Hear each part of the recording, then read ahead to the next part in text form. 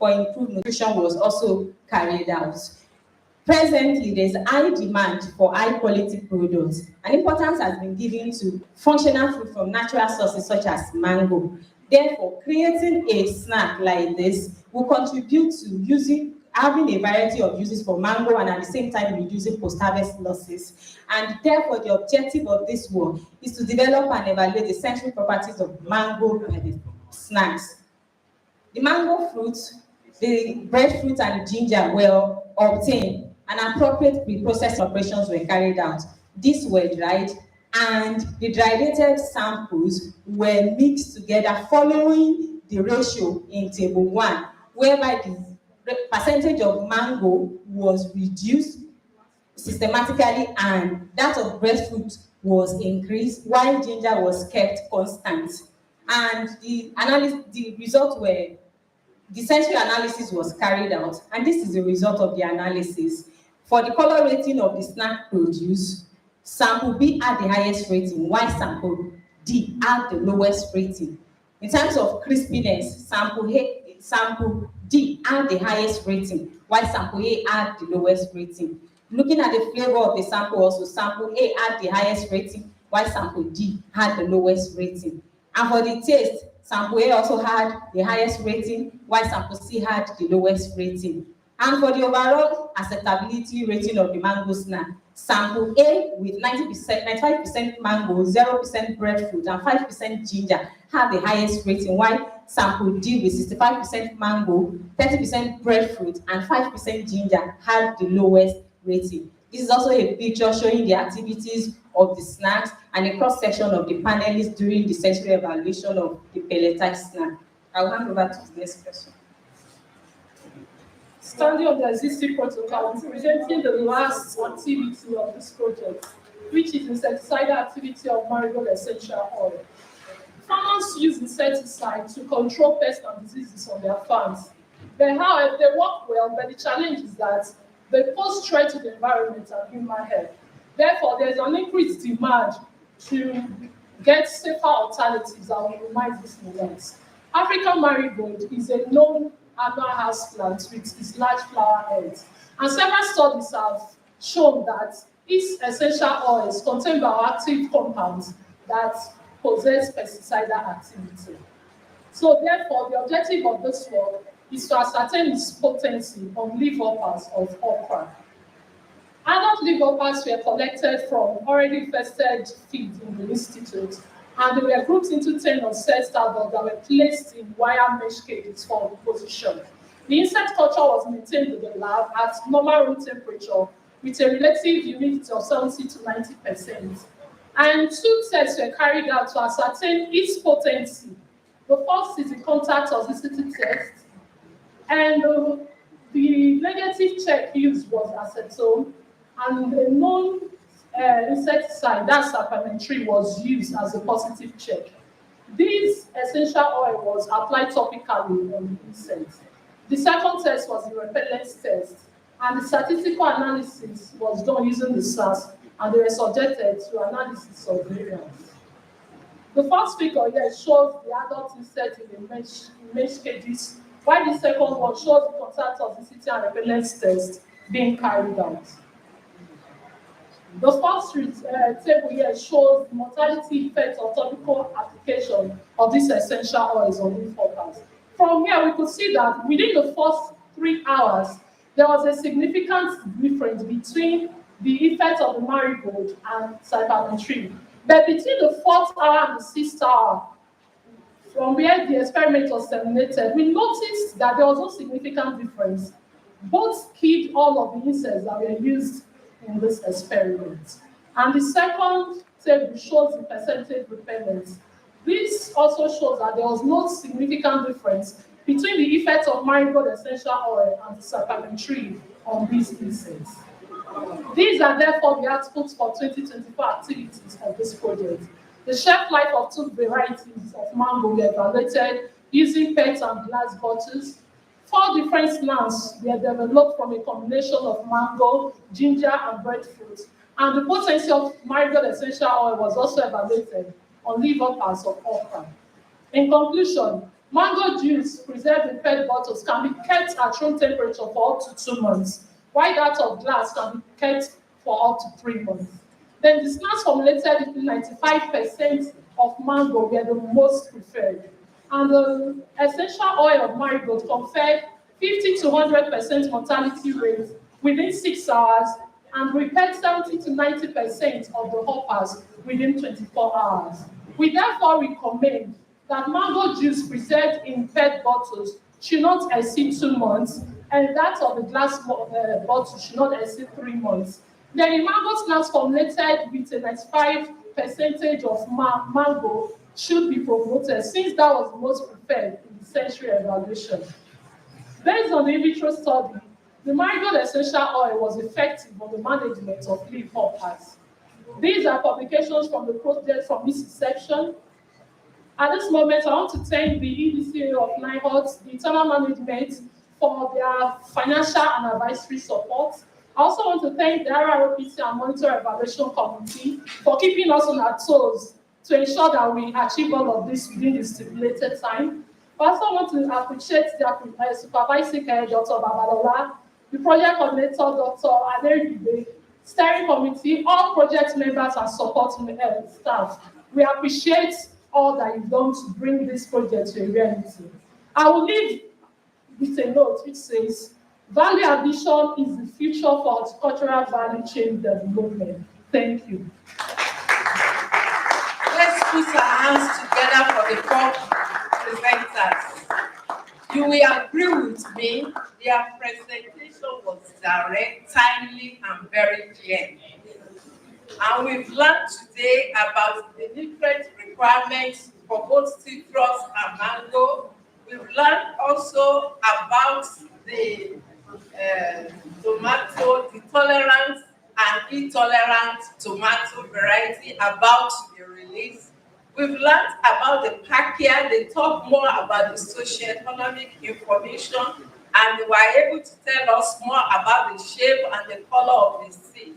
We've also learned about the protocol and value addition of mango juice, etc. And also from Perpetua, the marigolds. Thank you very much. Now it's time for questions. Before I hand over for questions, I would like to ask 1 or 2 questions before I throw it open. To Dr.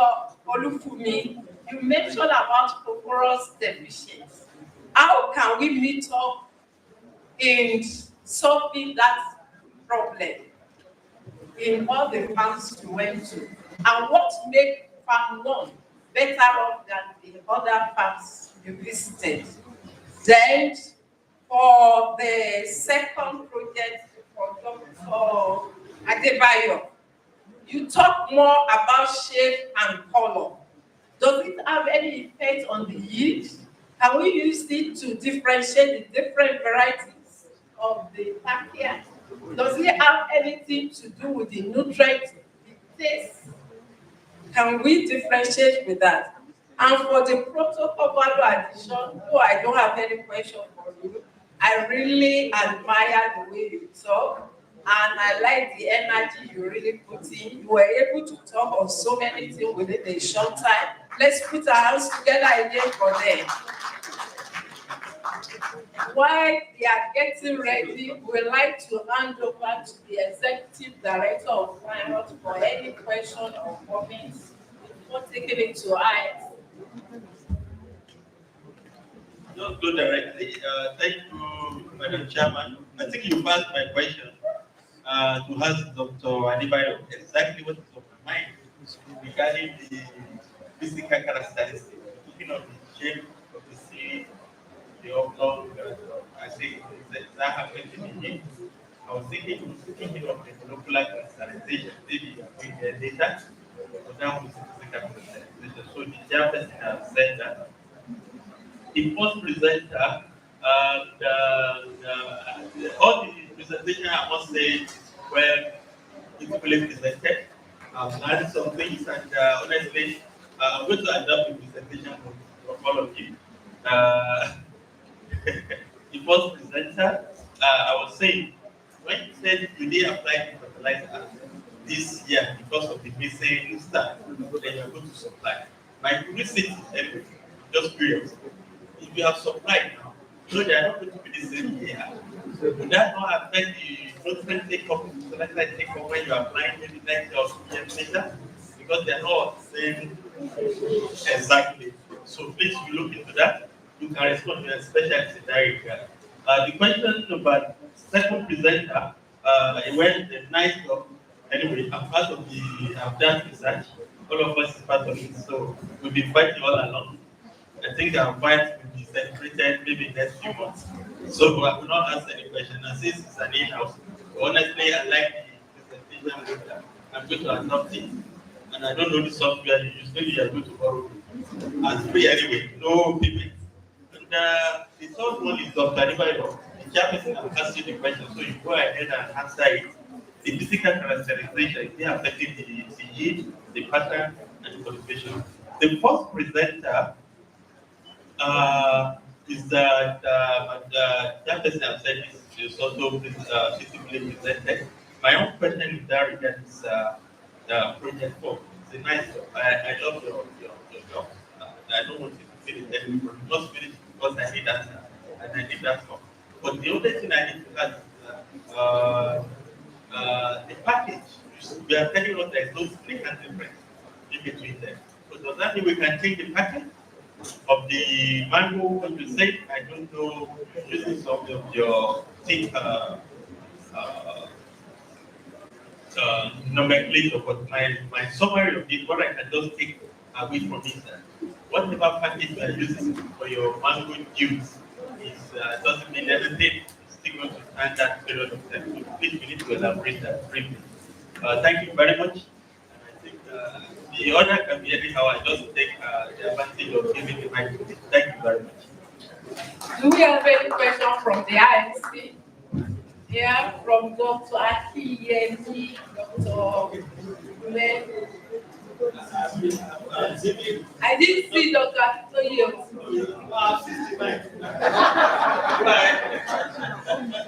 Okay. Thank you very much. My question goes to the last percent. You are talking about preservation. Because of the seasonal nature of your materials, take mango for example. It will come out any moment from now. Maybe it's until April, May. How are you going to keep it till the following year? And what is the mode of preservation? I want you to go a little step ahead and check what is the economic analysis of storing it to the next season. Thank you. Thank you. I have a few comments. Activity, the first presenter, there is a bit of confusion in the way you title your work, activity, objective. Activity never comes under objective. It should be the other way around. What you listed as activities, those titles are title, either project title or experimental title. They are not activity. So change your activity 1, activity 2, activity 3 title, maybe title 1, title 2. And what you will do or what you have done to achieve each objective is supposed to be the activity. So please note that I thought the mistake would be general, but I discovered that it wasn't. Shape. Somebody talked about shape of some materials, maybe with the second presenter.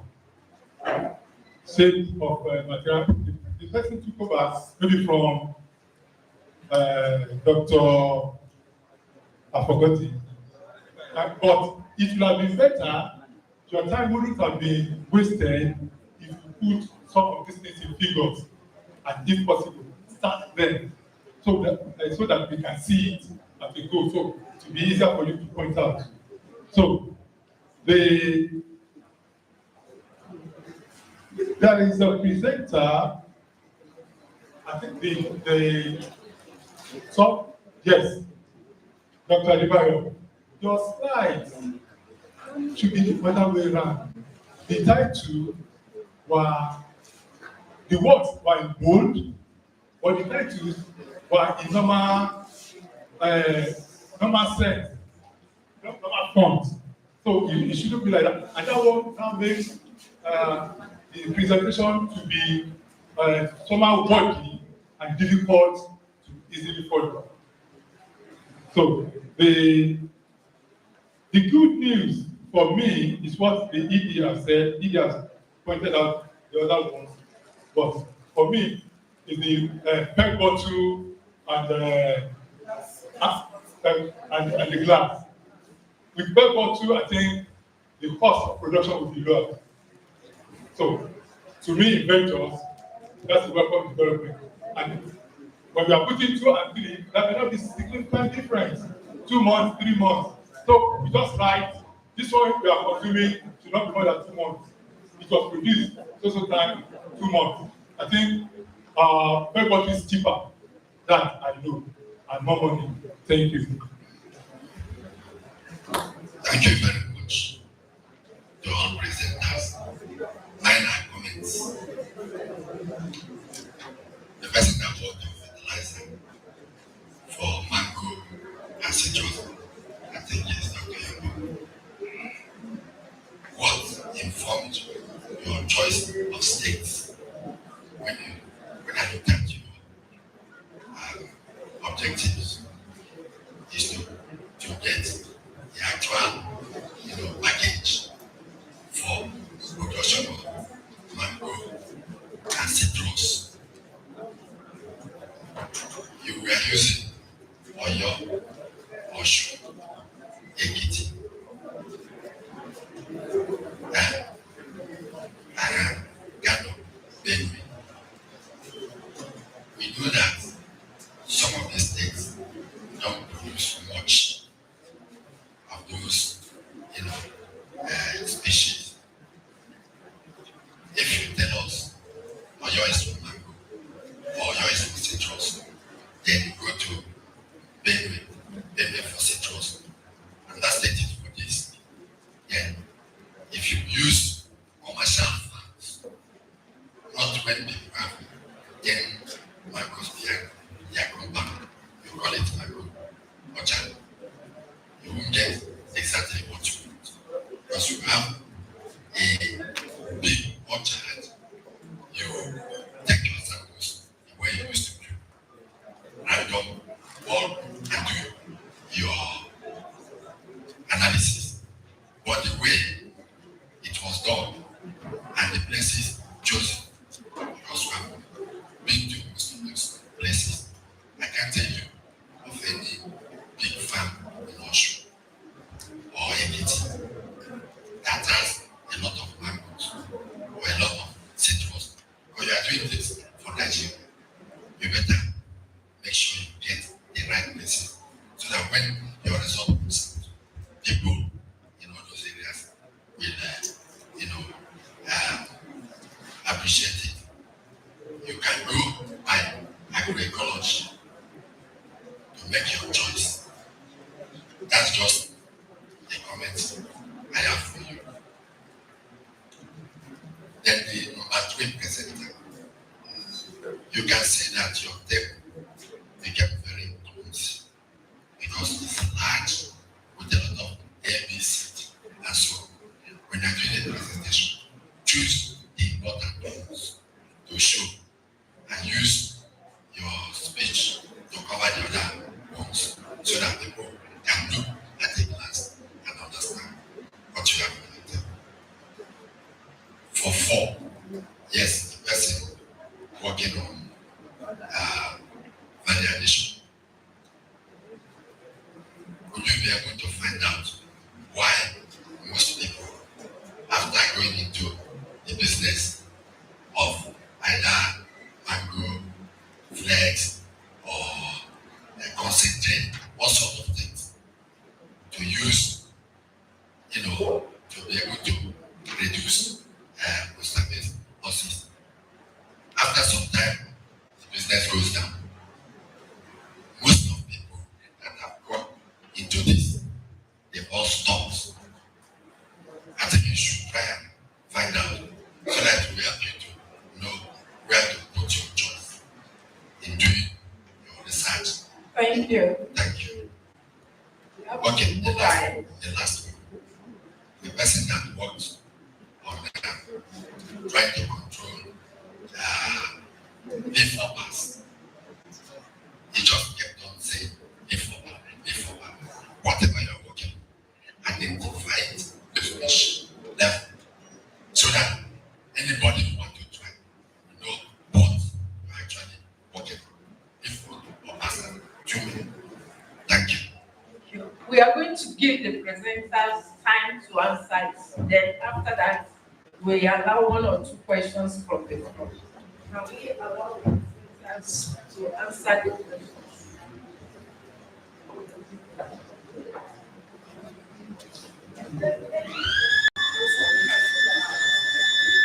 To the questions asked by the Honorable Chairperson, so what should be done to increase PE in the farmers' farm? That is the essence why we did this project was conceived, to know what is happening in the soil and their yield. Only that, unfortunately, we are unable to get the yield of those people. We will have correlated it to the nutrient content of the soil. Now, if we're able to finish this project, we will take this information back to them, that this is what we saw in your soil. And if you do this, that is application of phosphorus P, phosphorus, either through organic or through mineral fertilizer. For a grown-up tree, we cannot advise foliar application because they are tall. So either organic or mineral fertilizer application will be best. But at the same time, this should be informed by a soil test, so that it should not be a blanket application. And the second question, why the P was different? We cannot really say because we don't know their management approach. It is possible it's a management approach, or maybe because of the crop that were intercropped with the mango. But we cannot say emphatically why the cause. And to the age of plants as asked by the ED. We normally, in soil nutrient management for tree crops, we normally divide them into 3 stages. The pre-nursery, or 4. The pre-nursery, nursery, juvenile, and mature. All of them, despite the differences in the number of months, they are still juvenile. Had it been some of them are already fruiting, yes, the stages have changed. So we still consider them as such. And whenever we're able to get enough stands, we will apply the fertilizer. Then what Dr. Omer said about what informed our choices of farmers went for. That time there were lots of security challenges in the country. So we started in the West. And that was why we attended to Oyo, Osun, and Ondo State. Even then, we were not unable to go to Ibadan. It was later on that people in the north were able to cover the northern states. And we have those data separately to be analyzed.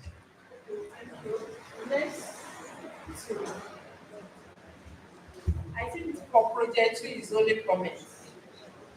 Yeah, for project 3, the seed color and the seed shape doesn't affect yield, but it can affect consumers' acceptability. Like when you look at your area and it is light brown, you may be wondering what is this. And well, the dark one, of course, we do take the dark one, but particularly the light brown may affect consumer acceptability. But from the assessments that we evaluated, there were just about 2 that had that very light brown seed color. So it seems not to be a dominant trait amongst the accessions, particularly the ones collected. So it may not necessarily affect you.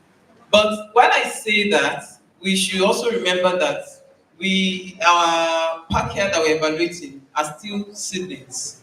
So we may not categorically say that this seed shape will not affect you until we get to that point. When we start harvesting. Yes. we will. Can we go to project 4? Thank you, sir. To this question, on if there are no significant difference between the two packages, the implication is that we can as well use any of those packages. And just like Dr. Akinyemi said, for somebody considering the cost implication, you can look at if you want to make use of the glass bottle or you are making use of the PET bottles. And even in the market currently, there are PET bottles that, for even products, I've seen some products that is the shelf life is just 1 month, and it is indicated on the product that you must use within that period. So we can recommend the period within which we want us to use the particular product. And to Dr. Akintoye's question, that what is the cost implication of storing tomato mango till the next season? Like we said, the essence is minimizing post-harvest losses through value addition, and there will be no need for us storing the fresh mangoes because part of our specific objective is to develop and encourage small-scale post-harvest technologies. So there will be no need for us storing it. We just make sure that as soon as the mangoes, which are the raw materials, are available, they will be processed immediately. Then to Dr. Ume's question, that looking at some companies in time past that have started similar venture, that have gone into similar venture, or along the line the business is folded up. Well, what we encourage and recommend for anyone that is proposing to start such a small scale to adopt our technology is that you make a visibility study on a continuous source of raw material, because most of these businesses, they have issue with sourcing for their raw materials, sourcing for packaging materials. So when the raw material is no longer available, definitely the business will fold up. Thank you, sir. Due to time constraint, we can only take 2 more questions. Any other question from the floor? Sorry, Okay, you ask. just to answer the question Dr. May talked about. The botanical name was the scientific name. Because of time, I didn't call it. It's Arasta vidutula vidutula. That's the name of the group. Arasta vidutula. At this stage, I think we are okay. We can end up. There's no more question. Let's put our hands together for project 1, 2, 3, and 4.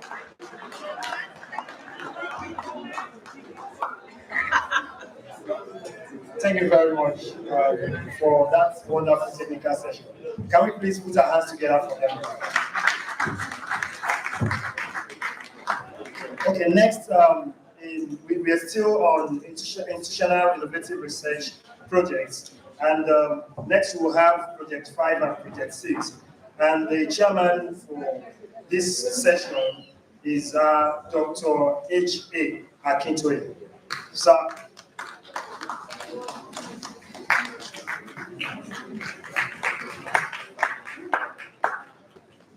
Thank you, sir. For project 5, our presenter will be Dr. P.E. Akindo. Dr. Akindo.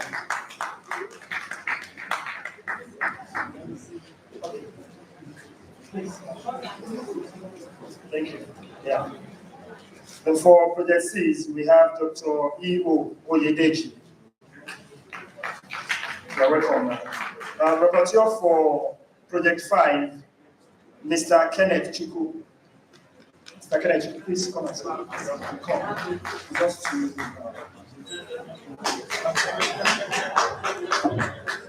then for project 6, we have Mrs. Elo Gift.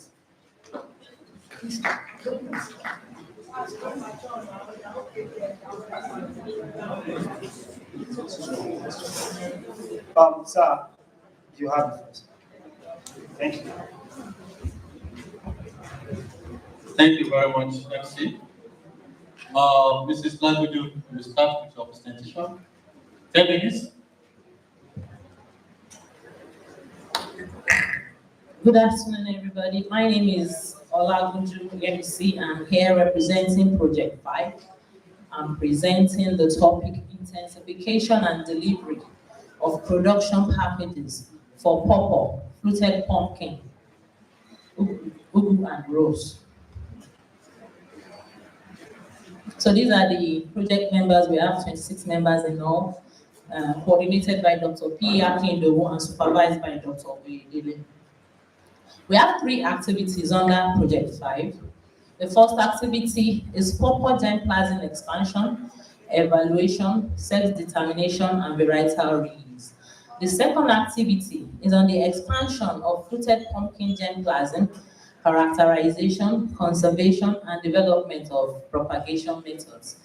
The third activity is the characterization, propagation methods, and integrated pest management systems for us, followed by our results and discussions. For introduction, pawpaw is known to be the third most important fruit economically. It's polygamous in nature, meaning that it has both the male, female, and the hermaphrodite nature. The production of pawpaw is dependent on the sex majorly, and for this reason, there's need to understand its segregation. And how do we do this? By selecting the female or the hermaphrodite varieties through breeding. This will help us to develop better fruit-bearing cultivars. For fruited pumpkin, it's a nutritious leafy vegetable, highly economically important and highly nutritious. It's also polygamous in nature, and its production is majorly through the seeds. However, there are limitations to the propagation of fruited pumpkin, reason being that the seeds are highly recalcitrant in nature and they go dormant within a very short period of time. For this reason, there is need for alternative means of propagation through tissue culture and through vegetative means. Rose. There is increased demand for rose and for other ornamentals, for beautification, for revenue generation, and for medicine. Rose is known to be the #1 cut flower with high economic potentials. It has wide genetic diversity and it exists globally. However, there are few cultivars. The few cultivars are observed locally. The key constraints in rose is the lack of planting materials, pests, and disease management. Therefore, germplasm expansion is essential, and this can be done through tissue culture and other vegetative means. The main objective of this project is to intensify and promote the production packages of pawpaw, fruited pumpkin, and rose for improved livelihood, while the general objectives are to expand the ex-situ gene banks of pawpaw, fruited pumpkin, and rose, to characterize the germplasm based on phenotypic and molecular traits for conservation, to develop agroecology based on production packages for optimum yields, that's for pawpaw, ugu, and rose, and sex determination in pawpaw and varietal development. Development of fact sheets and production guides, handbills, monographs, and leaflets for pawpaw, ugu, and rose, and training of stakeholders on production packages for these selected crops. Activity 1 is the sex determination in pawpaw and varietal improvement. The objective is to study and develop a sustainable breeding system that will produce true breeds using inbreeding by pedigree or backcross and homozygous female lines with ambivalent males to develop fruit-bearing varieties of pawpaw with good nutritious and agronomic traits. The sub-activity under it is to develop a breeding system for varietal development and release. 19 pawpaw germplasms were collected and established and were characterized. The agronomic and the nutritional data was taken. Identification of the sex forms in the established germplasm block is ongoing. Selfing of the hermaphrodite on the ambivalent lines is ongoing. 3 hermaphroditic cultivars were selected based on sweetness, color, and flesh. The seeds were either self-pollinated or open-pollinated, and 6 families were generated. The seedlings were raised in the nursery in April of 2024. This particular project is still ongoing. The output, the sex segregation pattern of the prospective novel varieties were ascertained, and development of the novel varieties of desirable sex types has commenced. The figure there shows the section of the different sex forms identified. Now, if you look at this result table, you will see that 3 varieties were highlighted. We have V1, V15, and V18. V1 and V15 were pollinated through either controlled pollination or open pollination. The controlled pollinated type were bagged, were put in bags, and the pollination was controlled. From the result, it was observed from the last row that the hermaphrodite nature, there was more hermaphrodite plants produced than both the male and the female. The controlled pollination of the selected genotypes gave higher ratio for fruit-bearing plants. Controlled pollination in V1 gave 100% hermaphrodite plants. And in V15, the controlled pollination resulted in more hermaphrodite plants than other sex plants. The V18 did not survive. They were lost through flooding. So in my conclusion, sex instability was observed among the genotypes.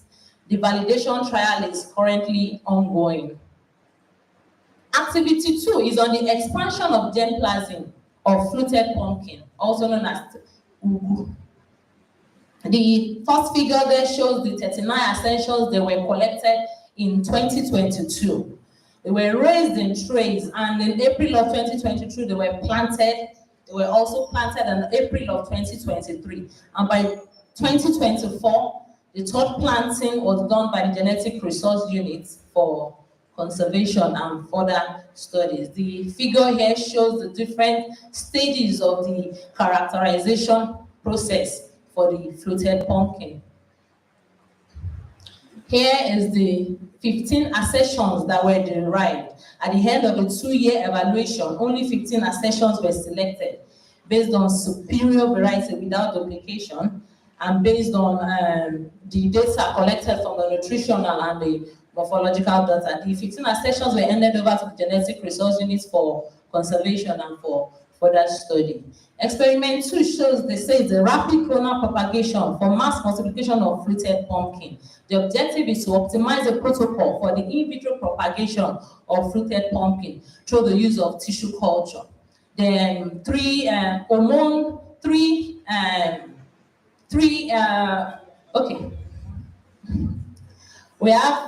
in the first experiment, we have the hormone-free.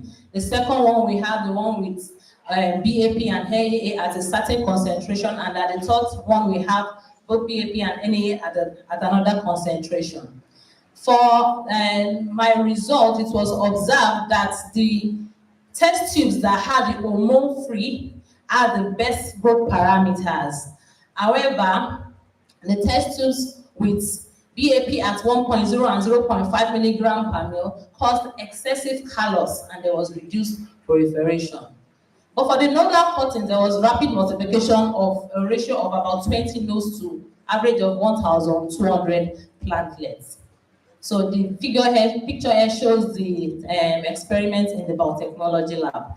Experiment 3 is on the vegetative propagation of fluted pumpkin using commercial sawdust and compost sawdust. The objective is to compare the growth pattern of 2 cultivars of fluted pumpkin, the Yoruba and the Calabar, in 3 different substrates. It was concluded that the vine cuttings planted in the commercial with or without the post-clonal biofortification gave better results for rapid clonal propagation for fluted pumpkin as compared to sawdust and composite sawdust. The table here shows the results of the sawdust and the compost sawdust. It's obvious that the ones in the sack had higher results for vine length and both for the number of leaves and for the number of nodes. I will rush to my third activity, which is the germplasm expansion, characterization, propagation methods. 1 minute, please. Okay, sir. The experiment is a multivariate analysis of the morphological traits and identification of genetic relationships. Objective is to evaluate genetic diversity and the relationship among rose accessions. 72 rose accessions were planted in the floriculture garden. The principal component analysis and the cluster analysis was taken. Okay, I'll just go to the cluster table. From the cluster table, accessions with the genetic similarities were grouped in the same cluster, and it was observed that accession 67 has a very long vine length and can be used as a parent to improve the accession 28 and 13 for height. Accession 21, 29, and 54 with very high number of leaves can be used as parents to improve the less leafy accessions like accessions 10 and 12, depending on the breeding objectives. Experiment 2 is on the development of protocol for the rapid clonal propagation of also rose. This was done through tissue cultures. We had four tests. We had the T1, T2, T3, and the T4. And to my result, it was observed that there was high level of proliferation for the accessions in BAP3, which had high shoot lengths, more than the ones in BAP0, BAP1, and BAP2. The retreatments in 2 mg and 3 mg BAP show significant shoot length compared to the treatments in 1 mg and without BAP. Now, let me just... Please round up. Okay, sir. I'm rushing through my general... Don't go to your conclusion. Yes, this is my conclusion, sir. The 3 hermaphroditic cultivars of purple were selected based on sweetness, color of flesh, and sex segregation pattern, and they are being evaluated for novel varietal release. Vegetative propagation through nodal cuttings of ugu enable rapid multiplication, 20 nodes to 1,200 plantlets. In vitro rapid multiplication has been established for ugu. In vitro rapid multiplication has been established for rose. Significant diversity was observed in the rose population being maintained in the floriculture garden. An overall conclusion, established protocol for mass multiplication of ugu and rose, both in the lab and in the field, and development of novel varietal desirable sex type for purple is ongoing. These are the publications. Thank you. I acknowledge the executive director, the IMC, the project supervisor, and all the members of the project and all support staff. Thank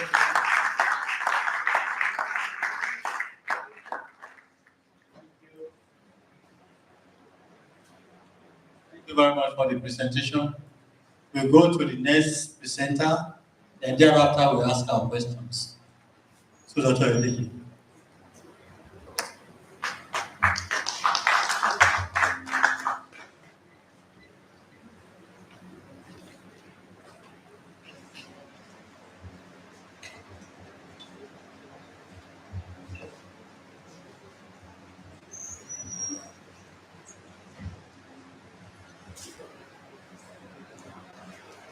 Good afternoon, all. Permit me to stand on an already established protocol. I'm Moyede Jeniola Motola. I'll be presenting on behalf of Project 6. Project 6 is on development of packages for sustainable pests and diseases management in horticultural crops. These are the list of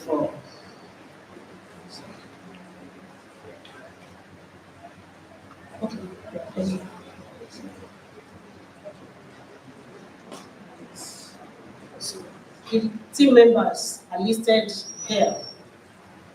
We have general objective in Project 6, and the objective is to develop packages for sustainable management of pests and diseases of horticultural crops. Under this project, we have 5 different proposals. I can call it proposal, I can call it activity.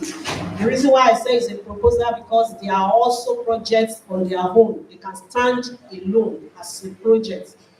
When we developed 5 proposals, but at the level of the projects, we put our heads together and we have to prioritize so that we won't scatter our resources thinly. So we step the activity 1 and 2. We penned it.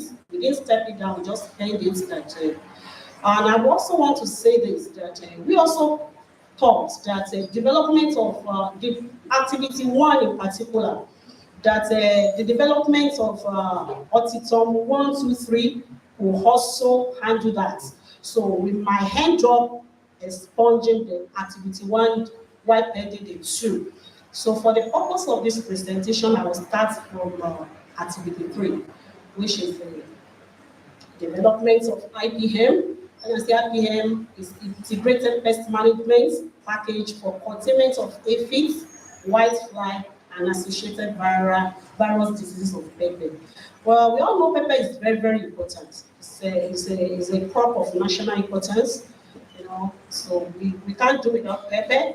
Our MC has said it that the life that did not chop pepper is not a good life. So pepper is so pepper is very, very important. And as important as pepper is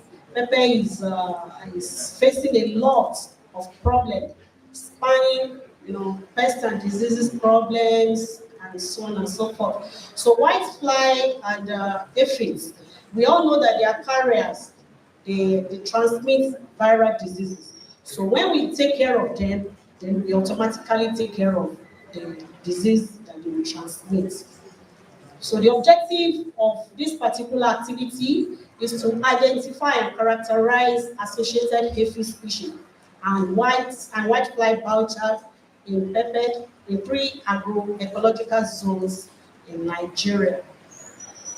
Yes.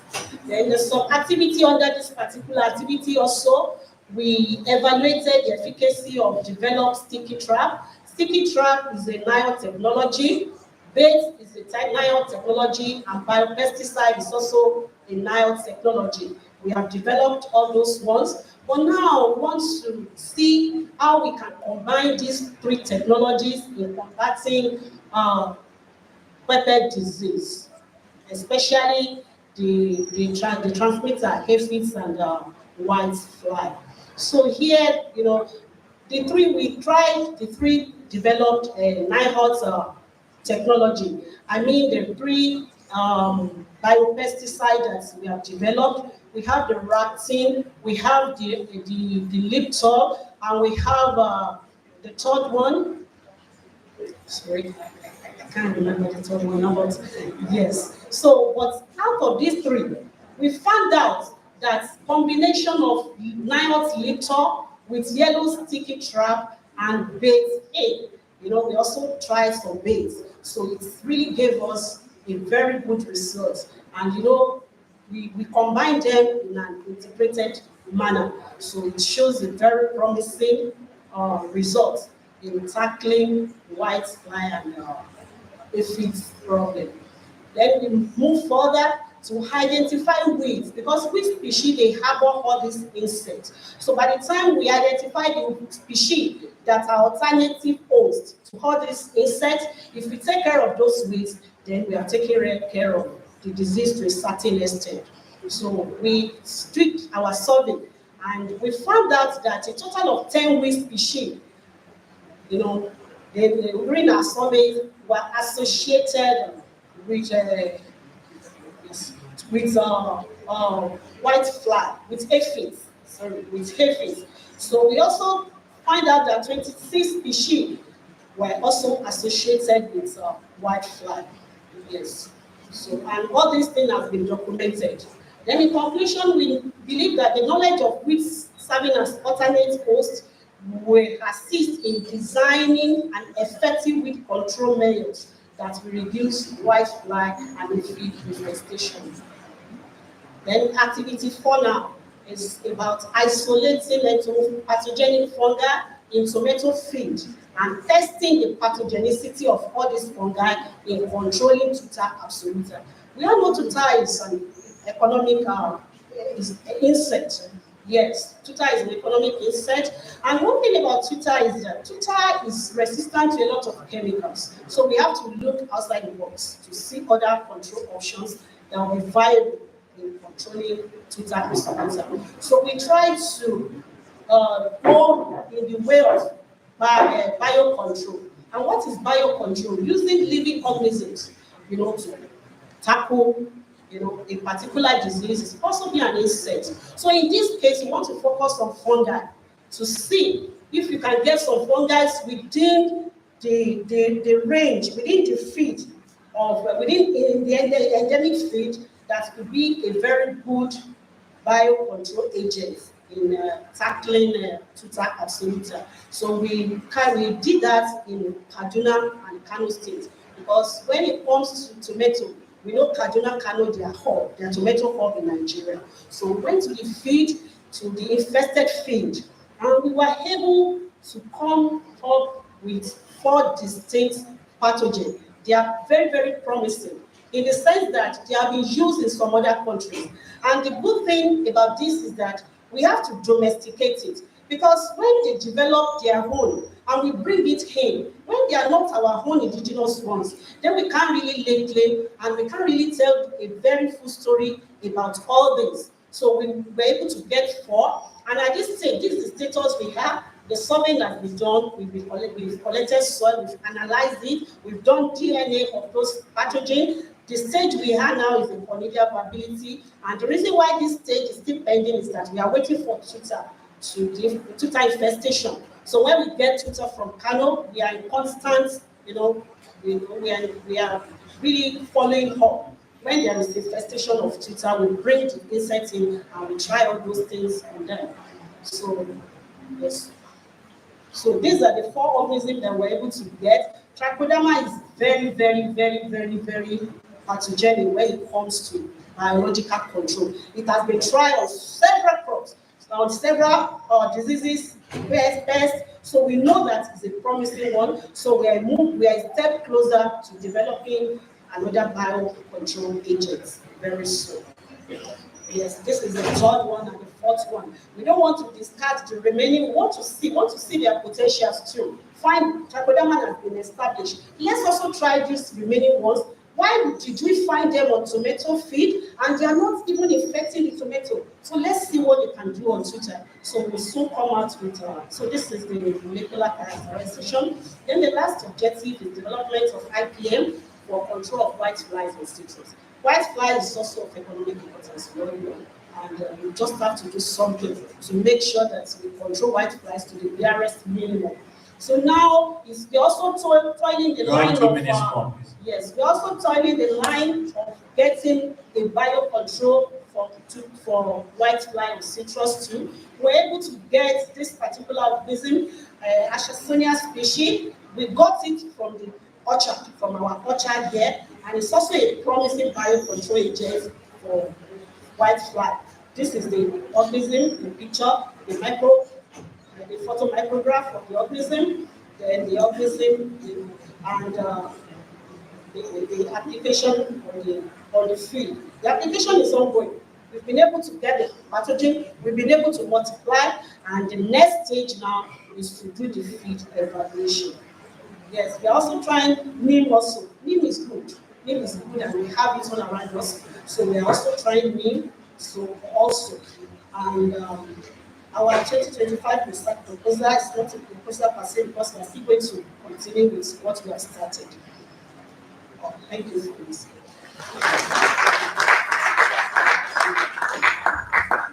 Thank you very much for keeping to time. You actually saved some time for us. Well, before I throw the floor open to all of us for contributions, the only one that I have is for the last presenter. You are talking that you are waiting for tutor infestations before you treat the cordyceps that you have developed. Is that not true? I believe that can't you mimic a tutor situation before, because how are you sure that what you have developed will be able to save tutor infestation when it comes? I believe you should have an environment where you can create a tutor problem and then use what you have developed so that the institute will be much prepared for what will happen in the future. Questions, please. No, it's not complete. Thank you, Mr. Chairman. I pray I will not be too tired so that Dr. Yede will not be able to find it. Yes, I don't have questions for the two presenters. I just have a piece of advice because since I've been following the work, Mrs. Olagunju's presentation, the Project 5, is fantastic. I've seen it on the feed, I've seen it on the shelf, but what I'm seeing today is something that we need to take cognizance of. And that goes to GRU. There's some protocols he's talking about of the section certain numbers, certain numbers. If it's not well implemented, after several years, or let's even say 5 years, they will say it's going to rewind and start the whole process again, which is a waste of public funds. My condition, my appeal will go to GRU units. This is a big project 5. In rounding up the project, those documentation needs to be done, critically in such a way that, I don't know, we are working towards barcoding the GRU so that when those pod and the UUC put in the GRU units, it's well labeled that any of our research scientists, when it goes there, will see all those information and pick it and start from that point. They don't need to wind, go back and start the whole process again. I think some level will be understanding what I'm saying. It is very important because this is just, it's not only academic work, it is a lot of public fund that have been invested in it over years. I met this project when I came in 2022, and they've gone this far, and a lot of results have been established. If you publish it and it ends there is a problem. A young person scientist will come in the next 3 years, will not be able to continue the work because he will not lay his hand on that paper published. If he lays his hand, he will not have that patience to read and understand. So we don't be a reference, academic reference. To say that, I think the GRU and this group need to work very well. But put it, I don't know, maybe digitalize it and do it properly that anybody that is taking those who see in the RS or as such, if they want to work on it, will not have to go back again. That is what that is. Dr. Yejeje is saying until Twitter comes, Twitter will not come. But I know they can simulate it, just like the chairman have said. Maybe they will simulate it. I don't know how they can carry out this simulation. Maybe you can do it at you are a pathologist, you know how detect your disease into anything you want. But I'm not saying that. But what I'm interested in this is that this is a very good work, and I'm seeing an invention also coming in there. I'm also seeing a patent material coming in there. So, and luckily, Project 6 is not being ended, it's still continuing.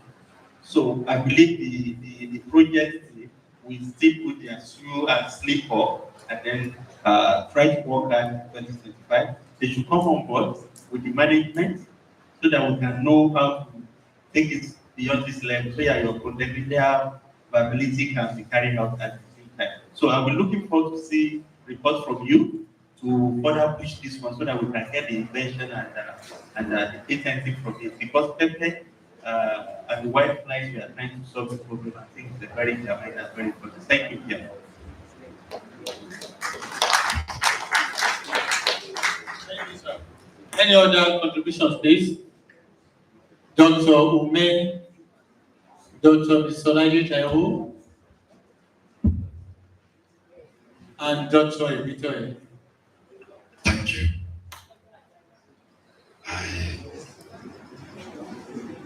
I very much like these two presentations.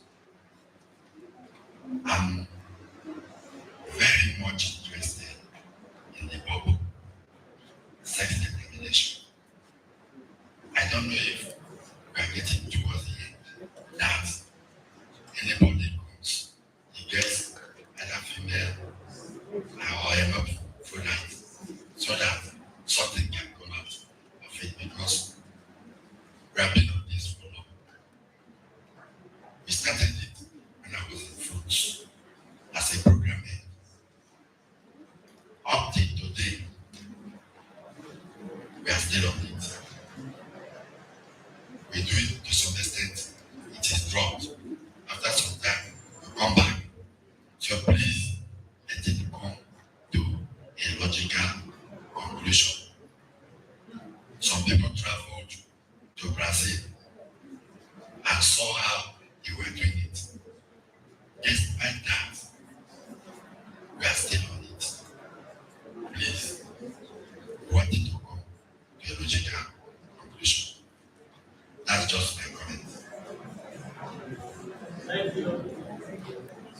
Dr. Larry Lopez.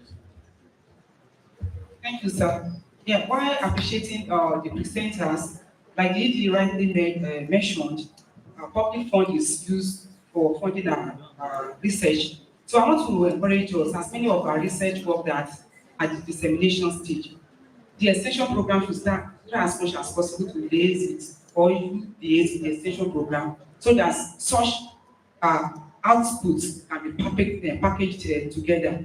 Like Dr. Oyedeji mentioned, weeds that can harbor aphids or so. So you can have pictorial representation of these weeds that will be very easy for our farmers to recognize once they see it, so that when such weeds are in their environment, they will know they should take care of them to avoid contamination. Even when there's another presentation from Perpetual too. So let's package all those ones that are ready to go to the stakeholders together so that we start maybe on a radio program, or we go for exhibition, when we are going for refills, we put in our refills report, then it will be made available to our farmers. Thank you. Dr. Ajayi, please can you give it to Dr. Ajayi? Thank you, sir. Please, in project 6, Dr. Ekeji, you mentioned something like bait A. Please, I want you to please let us know what is bait A, in case we want to also to apply it in our work. Then the second one that I raised a lot of concern is that using an entomopathogenic fungi to control Tuta absoluta. I tried to check what is an entomopathogenic fungi now. I see that it is dangerous to human beings because it causes mycosis as a result of mycotoxin. So I want you to look critically into that. By the time you introduce that fungi on the field, after eating Tuta absoluta, will it not have effect on the crop, on the other beneficial insects, and even on human beings? Thank you. Dr. Victoria, please. Thank you very much. Please, let's hear this up. Follow up to what the said. Yes. Yes. You see, the disclosure of by A may not be possible now because they are working towards patency and some invention. If your supplier is interested, maybe you can meet them off record. Because I know they've been working on this work for some time now. So disclosing the issue of A here may not be possible. Though it is a research, one of the criteria of research is reproducibility. But you can make them off record when you have the mind to say. And also, before I hand over to Dr. Bitoye, I believe the group, Dr. Yededi group, also be mindful of their publication regarding this. They don't need to rush to publication because of the likelihood of invention and patenting. I think Dr. Yedele committee can intermix with them too, so that at the end of the day, when they are completed, it must be published some things or disseminate something. So we have to be careful. I know they've been working over here, but it's not that you should be hiding from the police, but if you publish, you can hold the record when you are asking for this, because they will tell you at the appropriate time. Thank you. Thank you. Thank you. Mine is just a comment to Mrs. Olabuju. Please, whenever you are writing the semi-autotrophic hydroponic, please is a registered, always put the trademark so that you know that it is a trademarked product. Thank you. Any other question? So we listen to response from the presenters. This is Olabuju. Okay, I want to start with the ED's comments. Okay, it's noted that the 15 accessions that were derived were handed over to the genetic research unit for further studies because I think they're going to be working on the shelf life and some other things. So it's been documented and they started a different research on it currently as I speak. So for Dr. Ome, it's noted, sir. I think the project was just recently transferred from one unit to another, and it's quite new, and they are already gone a far in the work they've done. So, Dr. Olajide Taiwo said, okay, that we should liaise with the extension, and Dr. Ebitoye noted. Thank you. But, Yes, sir,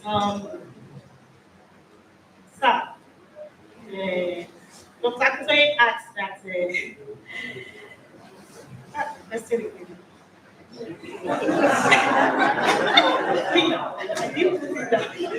Okay, yes, I remember that. That yes, when we want to test any products, whether in the making or already or an established products, we have a standard. We test them in vitro and in vivo. Just in vitro means under a controlled environment, like in the lab.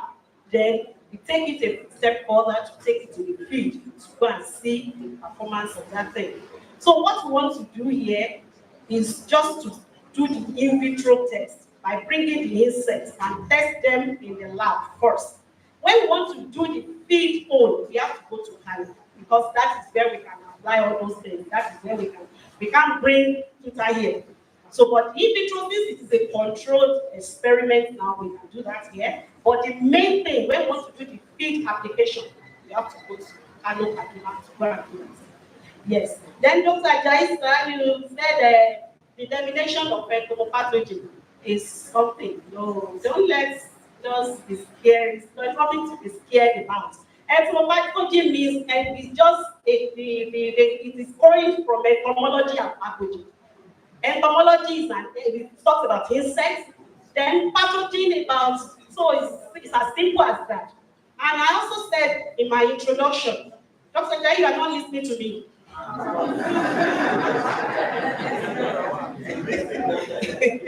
Yes, I said in my introduction that they are indigenous. That is more reason why we don't encourage bringing foreign materials into Nigeria. They are indigenous in the sense that they are within the field, farmer's field. We got all those pathogens from the farmer's field. So it's not that we are bringing them in from another country or from another place. So they are not harmful, and we will still take it a step further by studying those organisms. What is that they have been used in several places. But what we are really after is to have our own indigenous pathogens that we use, not exported ones. Concerning the debate, I think my executive director has bailed me out. Debate people, that is what they are coding it for now. That is the code given for now. So maybe later, when they will come out. Thank you very much. Okay.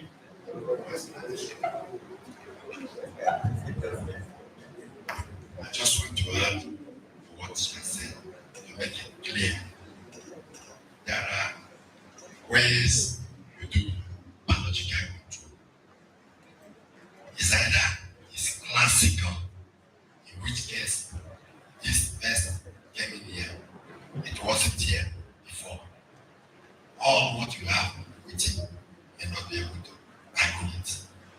So you go to the country of your origin, where the biological control agent is naturally there, and it attacks only that species.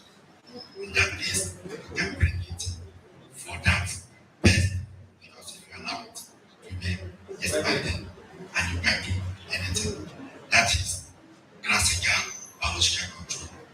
The one that is within you, it has been there naturally, either on that food chain or food web, whatever. You get it there, you apply it in your body, you don't have a problem. Thank you. Thank you, Doctor.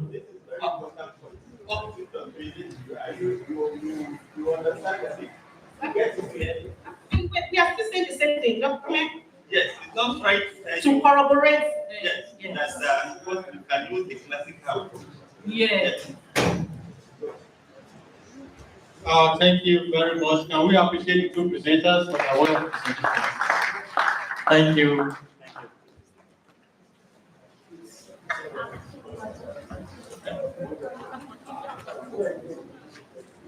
Thank you. Please a round of applause for them. As we know, it's Oyato season. Now, media, please come around. Presenters and the chairperson are supposed to take a group photograph, please. It's Oyato season. So, please, yes. On the right and the left, we share. So, I will appeal also the former session chairperson and the presenters to quickly please come forth. Thank you. You're done. Thank you. But let's clap for them. Let's clap for them. Please, the former chairperson, Dr. Adetula, the presenters, Project 1, Project 2, Dr. Olufumi, Dr. Ebitoye, Mrs. Olatunji, all the presenters from the last session. Let's quickly take our group photograph. It's Oyato season. Thank you. Yes.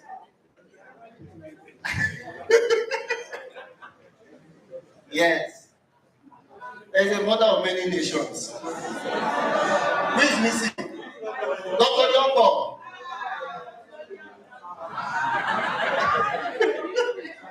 Okay. So anyone from Project 1? Anyone from Project 1? Yes. Back out on yourself. Okay, problem. So we stay between the okay, you want us to stay between you men. Your hands, Baba, where are your hands?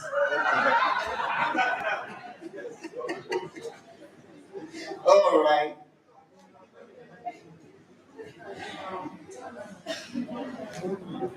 Thank you very much. A round of applause for ourselves, please. Thank you so very much.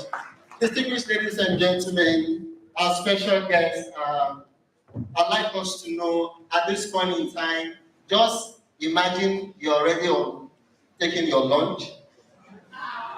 No, I said imagine. The power of imagination. Plant breeding is an art and science. It takes in the imaginative power of the breeder. Just imagine. So, permit me to say lunch will be a little bit extended. Permitted? And thank you all. Oh, the yes have it. Let's clap for ourselves.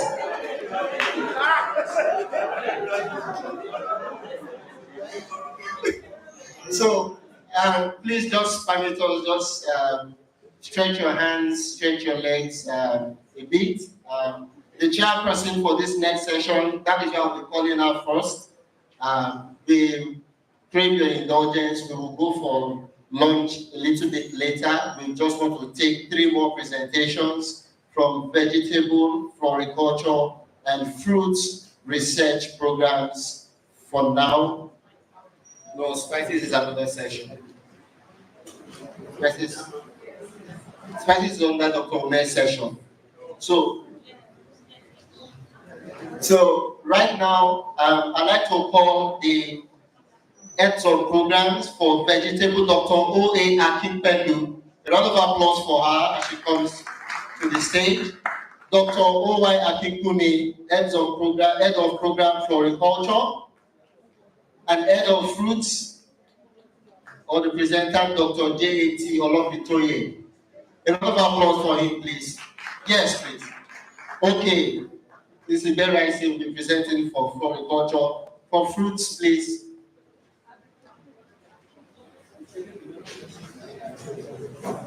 Dr. Olofitoye. Now, please welcome between the chairperson for this session, Dr. F.B. Oladide Taiwo.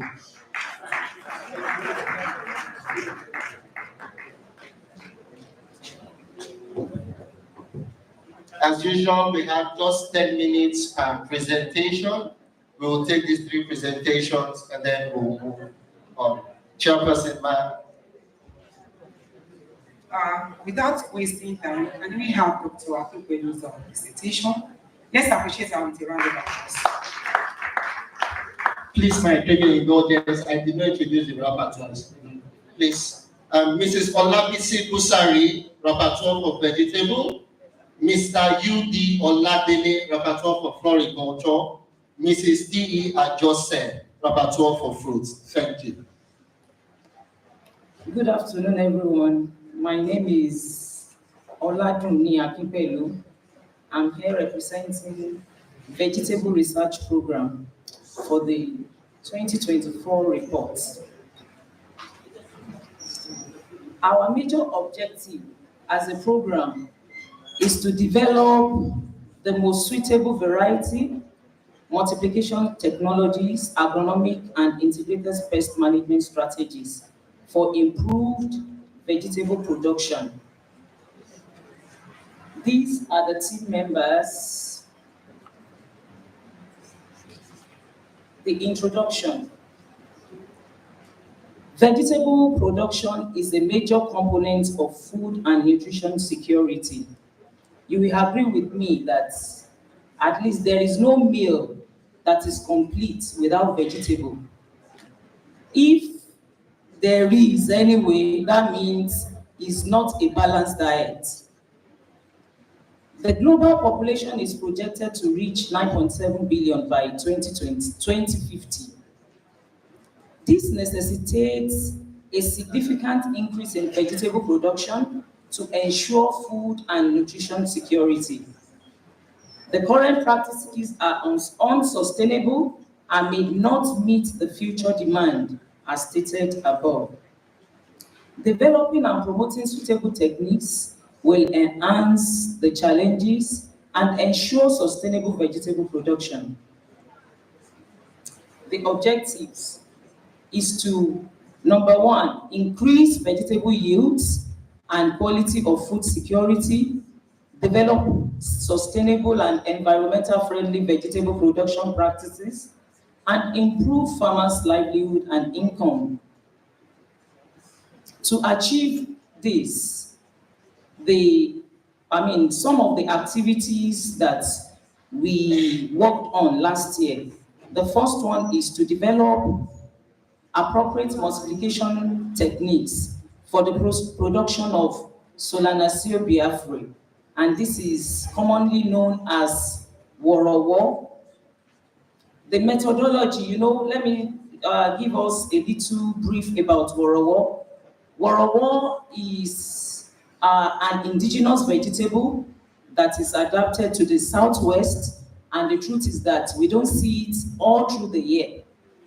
We see it at the peak of the rains, and not even everywhere. You see it under shades like, cocoa, where cocoa is being grown, and so on.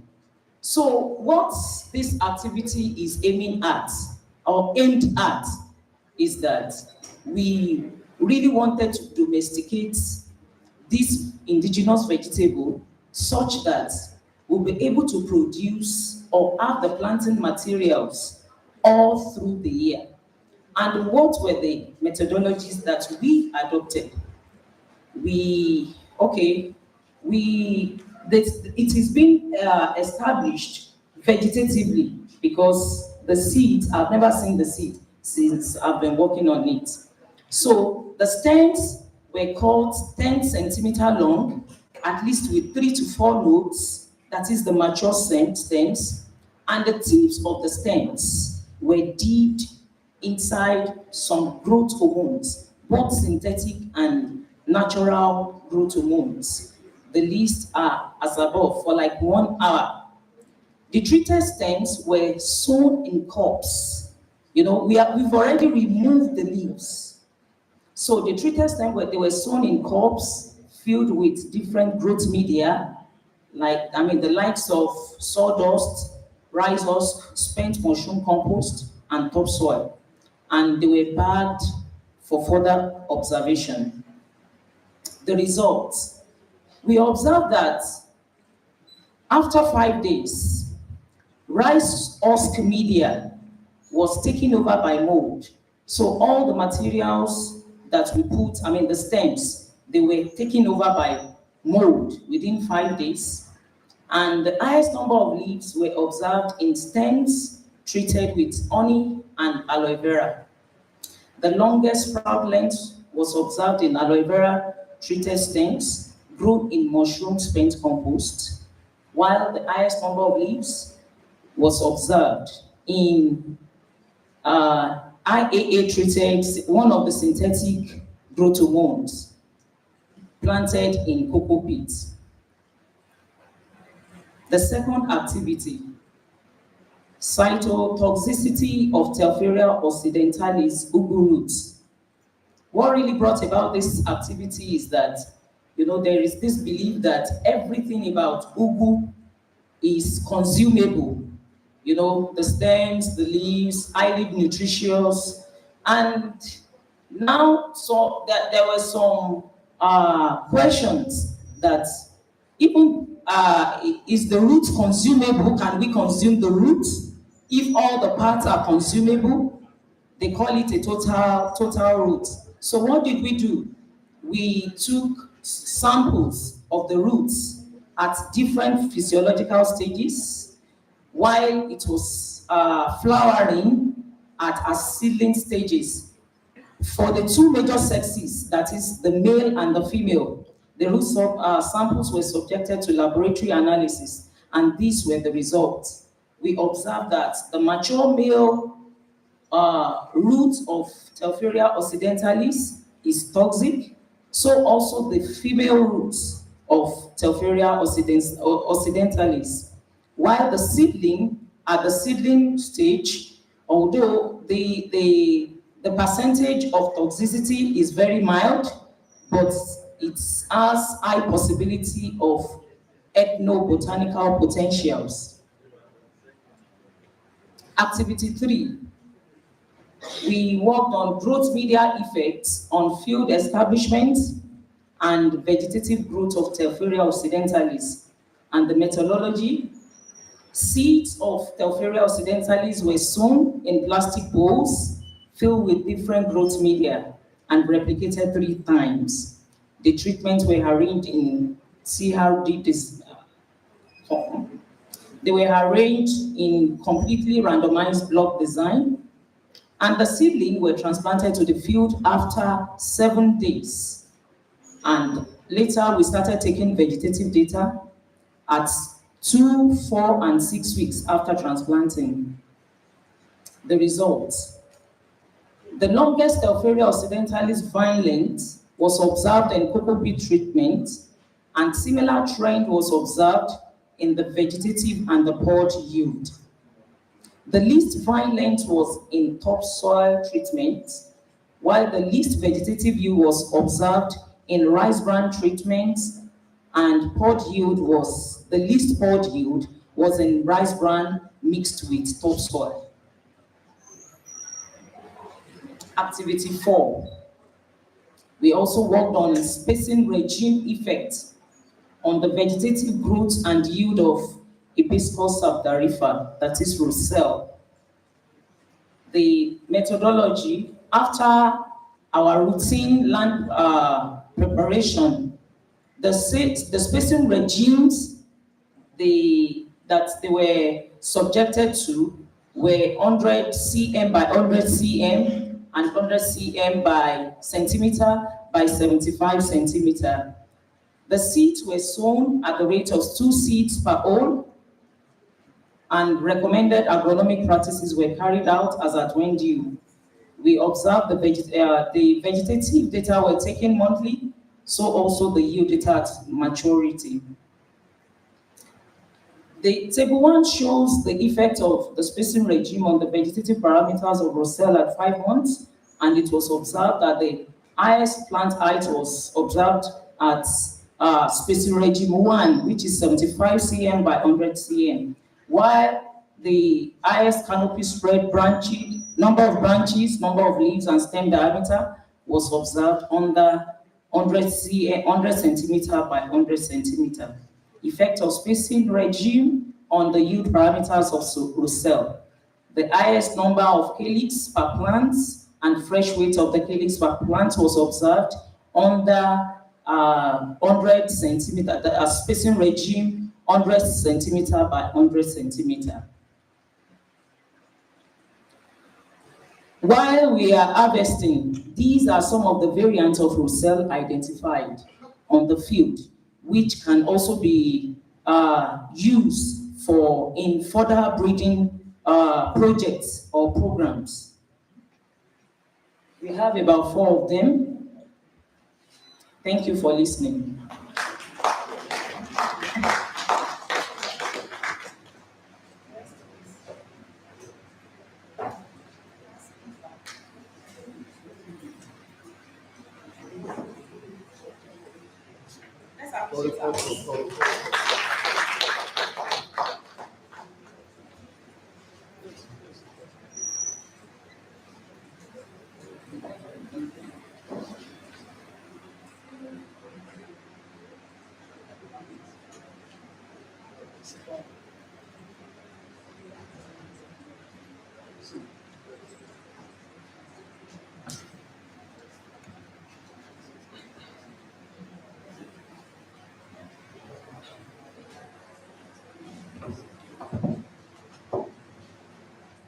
Good afternoon, everyone. Standing on the existing protocol, I am Perpetual Segbe, and I will be presenting on behalf of the Horticultural Program on the activities for 2024, titled Improvement of Existing and Development of New Production Techniques for Ornamental Palms, Chrysanthemum, and Marigold for Sustainable Economic Development and Improved Livelihood.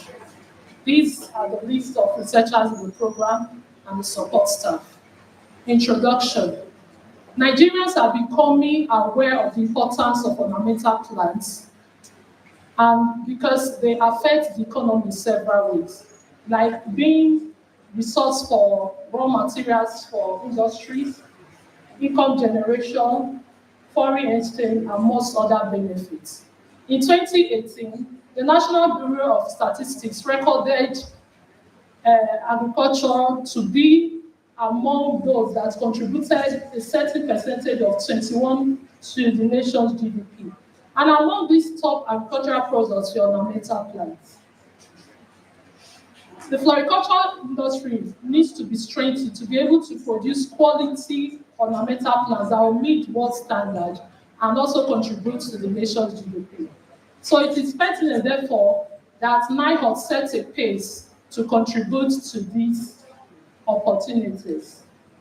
Therefore, there is a need to carry out research to improve and develop production techniques for ornamental plants in Nigeria. The general objective of this work is to improve and develop production techniques of palms, chrysanthemum, and marigold in Nigeria. Well, for this year, that's 2024, we focused more on ornamental palms.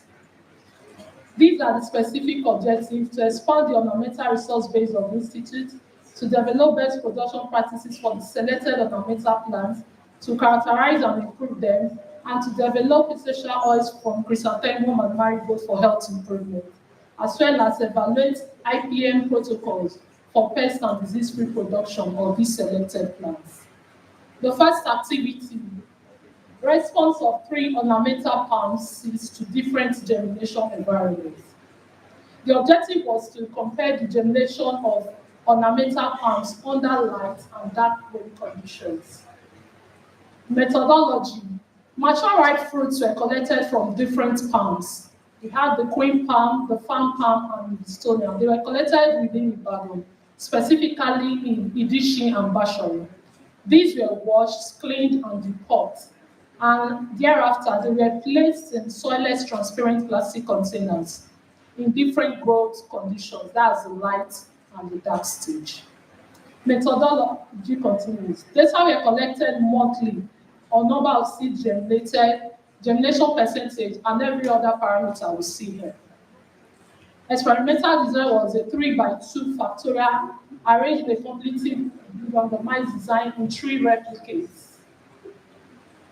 Results and discussion. The first table here shows the effect of germination environment on germination parameters of farm palm.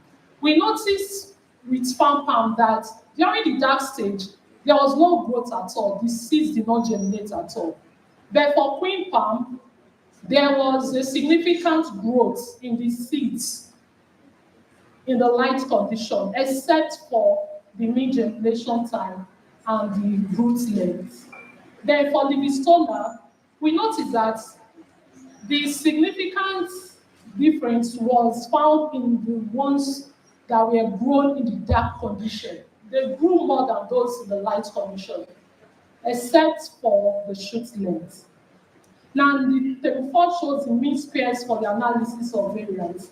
The interaction between the palm type and the genetic environment, the germination environment rather, shows that the germination percentage, the mean germination time, and the vigor index are dependent on the environment because they were significantly different compared to the other parameters that were not. Activity 2, characterization and identification of ornamental palms. The objectives here were to identify palms collected from different parts of Nigeria, to know specific traits and features of each palm from the juvenile stage to full maturity, and to know the growth habits of each palm so that they can be well adapted for specific purposes. This work was done 12 months after the establishment of ornamental palms in the floriculture garden, and data were collected on the trunk and stem, on the trunk and leaf features of these accessions. Results. This table is showing the leaf characteristics of the accessions collected. We noticed that out of the 37 accessions, we had 4 particular leaf types.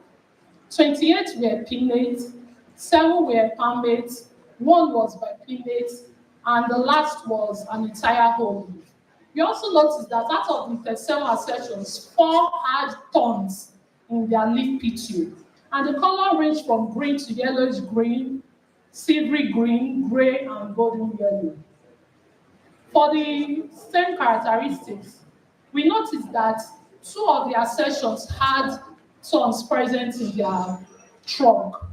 And of all the 37 accessions, all of them had cylindrical shape, except for 1 that has a triangular shape, which is the triangular palm. The activity 3 for this program is the germination response of king palm seeds, number of seeds versus volume of germination chamber.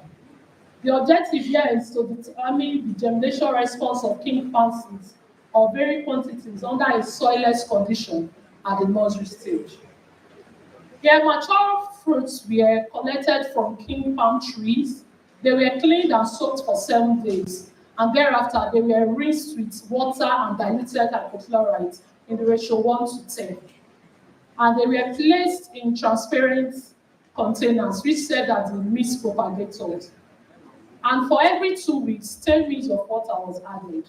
And these fruits were placed in these containers at varying quantities of 50, 100, 150, and 200. Data were collected every 2 weeks from 6 weeks after setup on the number of sprouted seeds, number of fully germinated seeds, and every other parameter stated here. The data collected were subjected to an over. The results shows here that this is for the king palm seeds across weeks. We noticed that between the 6th and 8th week, there was an increase in the number of germinated seeds from 69% to 79%. And between the 10th week and 12th week, there was a steady increase as well from 83 to 84%. And we noticed that it was at the 6th week that we had the highest number of sprouted seeds. Then this is showing that as the varying quantities increased, there were significant differences across it for the root length and shoot length. Then this is for the 12th week. We noticed that there was no significant difference across the varying quantities for the root lengths. They were all the same. The 4th activity, which is the last, seasonal abundance of insect pests or ornamental plants. The objective here was to investigate the seasonal abundance of this pest on ornamental plants in the floriculture garden. The study was carried out in the floriculture garden, the ornamental palms established. It was a 12-month study from January to December 2023, and data were collected. Out of the 37 ornamental palms, 10 were randomly tagged for the study. Results and discussion. We noticed that these 4 insects were the major insects found on ornamental plants all through the year. We have the variegated grasshopper, mealybug, whitefly, and stinkbug. Another funny thing we are experiencing is that all through the year, we saw grasshopper and mealybug from January to December, they were in those plants. Then stinkbug came around April till December, and whitefly appeared early February to December as well. But another thing we noticed is that the population was at its peak in August, with grasshopper having the highest incidence rate of 25 grasshopper per ornamental palm. Yes. Outputs. Germination protocols for 6 of 3 ornamental palms determined. 37 ornamental palm accessions were characterized at different stages. Variations in traits were observed for a period of 122 days. And 4 insects, the one I just mentioned, were identified as a major pest of ornamental palms. Then, aside the work in the program, we also carried out the mineral project.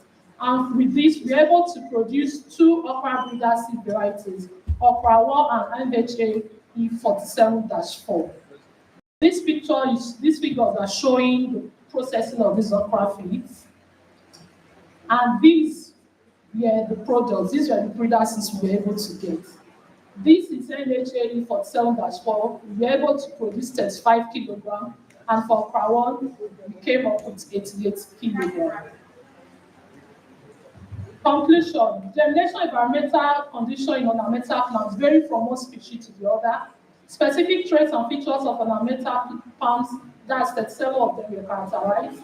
Variation occurred in germination response of the king palms seed in soilless condition, and these insects were observed and their seasonal abundance studied. Thank you for listening.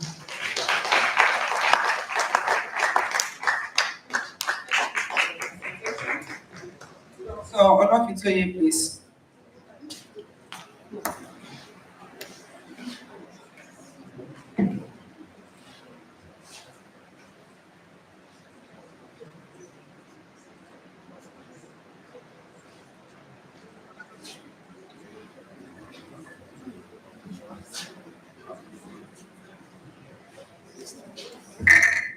Standing on the existing protocol.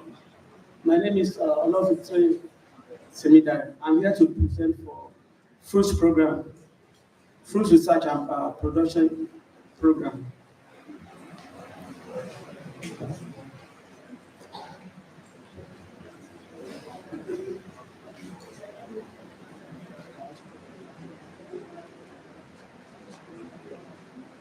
As you can see above, these are the names of the staff in the units. Then program objectives: to collect, conserve, domesticate, and propagate tropical fruits, with emphasis on indigenous tropical fruits facing imminent extinction. To develop improved variety as well as improve agro-technique for production of tropical fruits. To increase the quantity and productivity of improved tropical fruits in relation to ecological and ethnic preferences. To assess the potential of agro-industry based on the tropical fruits. The project title: characterization and conservation of passion fruits. Then evaluation of available plantain cultivar for fruit yield and fruit quality. The germplasm collection ushered establishment, morphological and molecular characterization of Africa walnuts.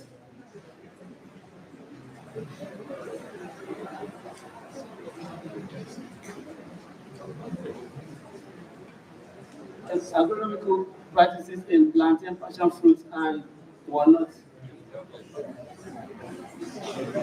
To evaluate growth and yield of different planting cultivar as influenced by different organic manure, to develop technology for vegetative propagation in passion fruit, evaluate the influence of organic and inorganic nutrients on the growth and performance of Africa walnut.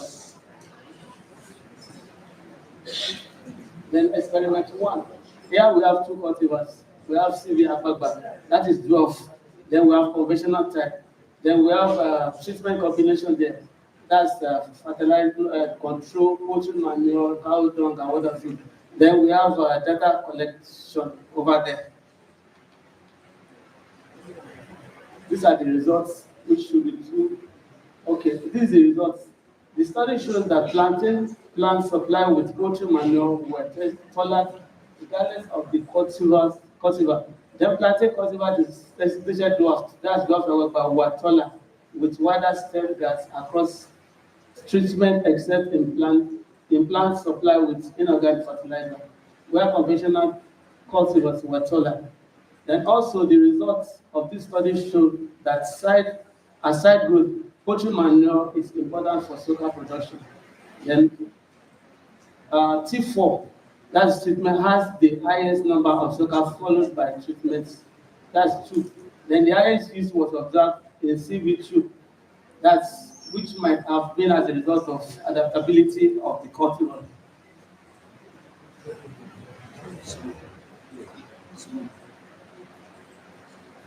And we have work on the pathological study on passion fruits and walnuts.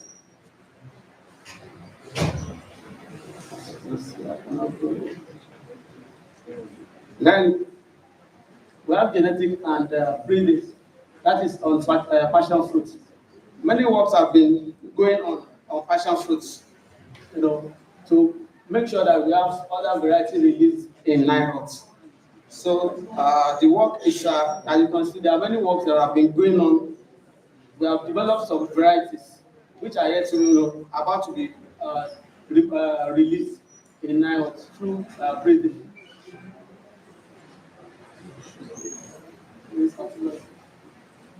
Sorry. Okay, these are the breeding work. The breeding work on this farm that are produced. Then we have our production activities. Then we have in our production units, you can see what the seedling that were produced and sold. And now this is indigenous and exotic units. Then here we have plantain and banana. These are the suckers, plantain suckers produced in our production units. Then banana suckers sold and produced.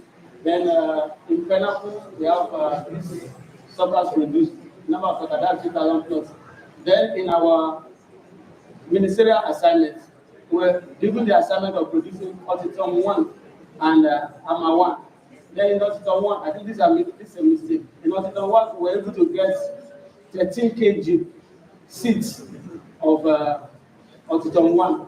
Then amaranth, we were able to get 360 kg of amaranth in the unit, in the program. Thank you.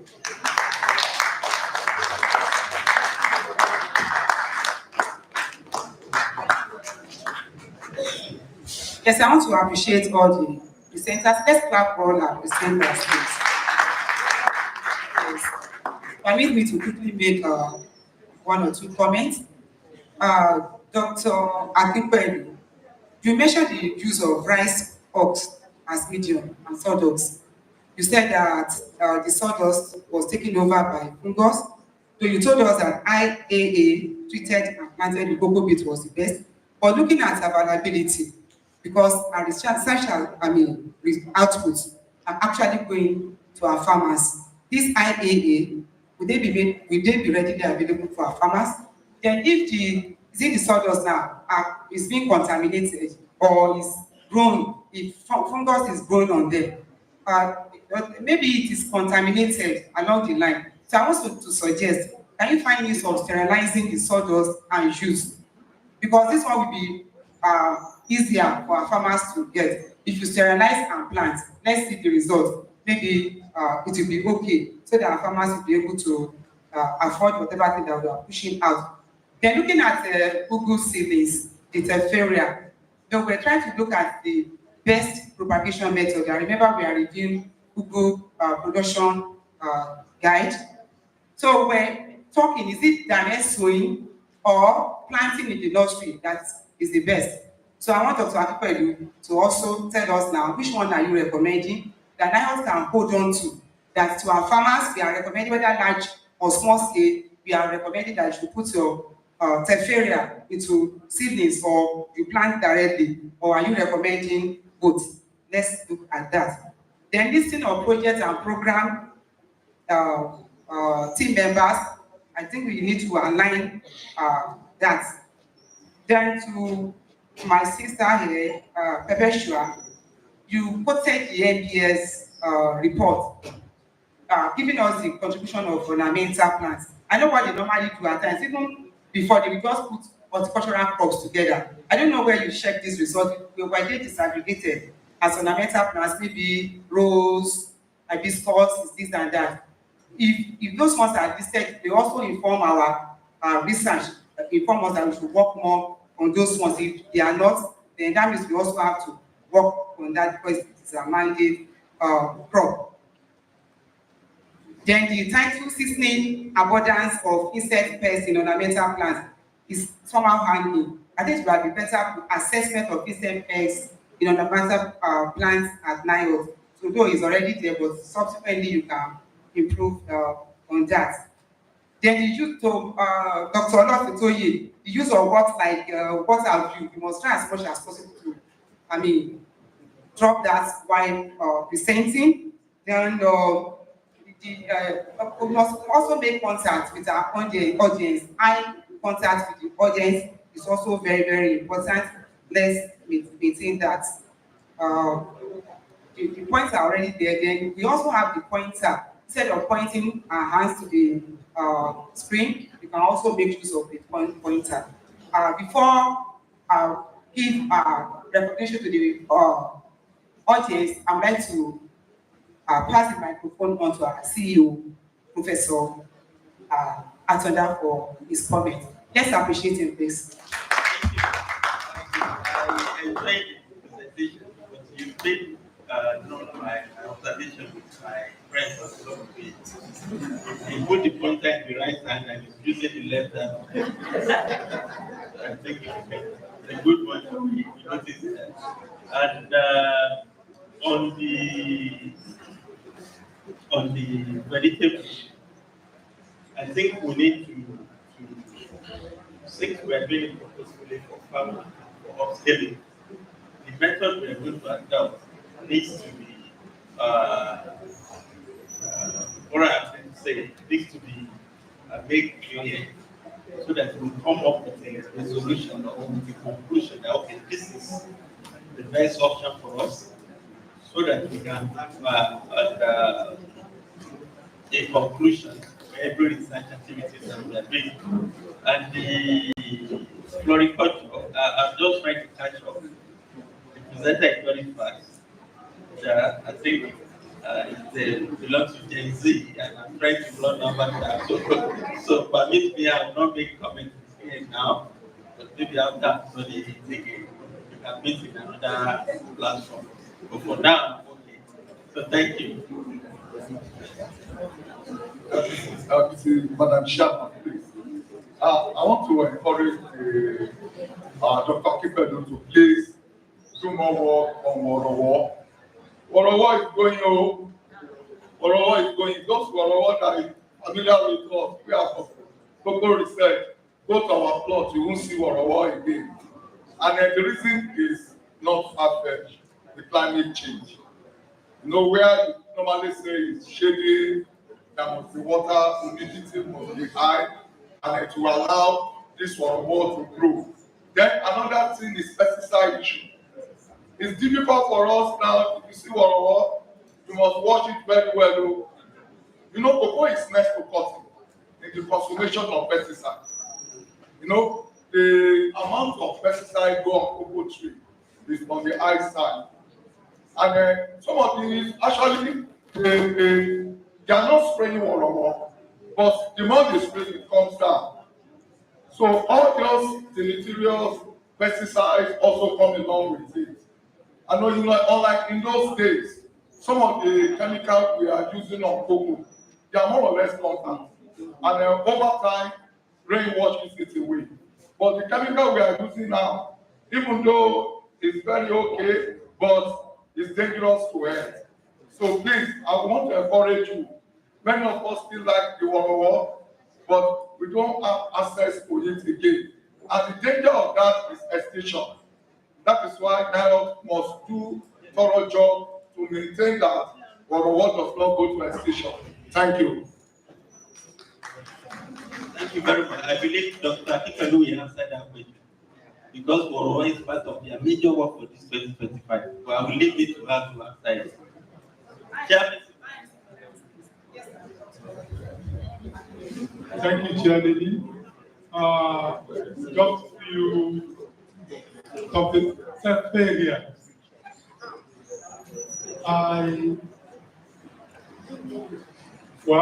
General workforce, most presenters will just tell us this is the growth plant height, plant guard, this. What is the implication of your result to what are we to take home from it? It's not just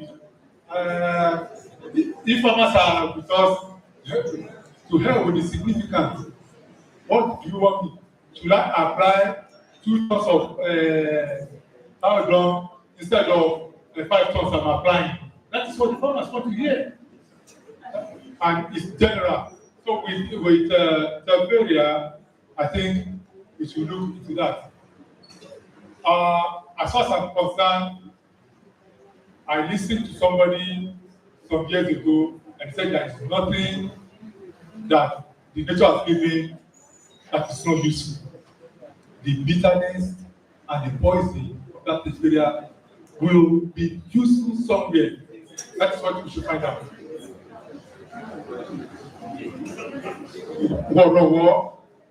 But even if it comes into making it into powder to poison rats, of course, that's usefulness. So I'm just saying that growth hormones. You said you apply growth hormones to Worowo, and you said at the tip. Is it the tip that is being planted into soil or the base? Thank you. Do you have any other question from guys? Please, I want to encourage us, please, because of our time.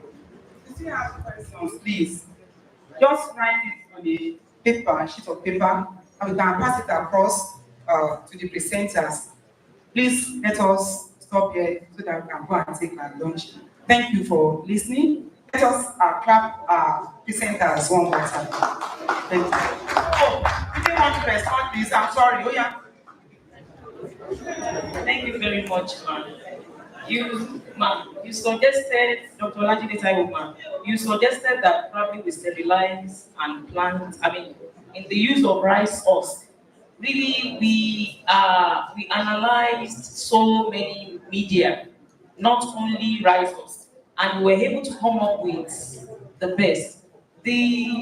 For instance, the mushroom spent compost also did very well, and is a waste.